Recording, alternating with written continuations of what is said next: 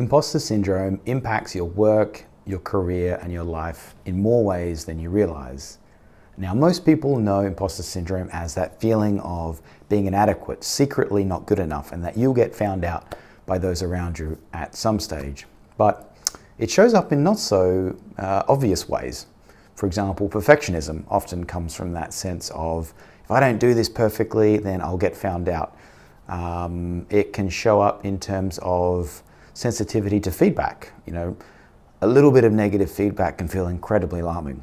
It can show up in terms of sensitivity to disrespect, the sense in which you feel, for example, someone doesn't take your opinion seriously, and you feel disrespected by that. That's a sign of how they feel about you personally. And it can show up in the company you keep as well.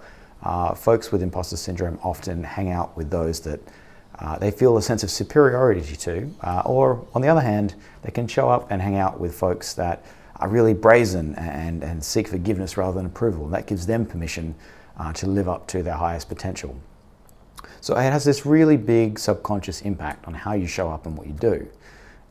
So what do you do about this? Well, firstly, you're in good company. Lots of people have a sense of imposter syndrome. It's perfectly normal.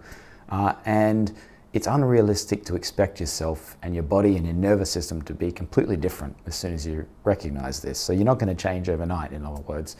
But what you can do is start to connect the dots, recognize that when your imposter syndrome is starting to influence you in these ways, and have courage. You can have courage from day one, and you can choose, for example, what actions require my perfectionism? What company do I actually want to keep? And is this truly a sign of disrespect?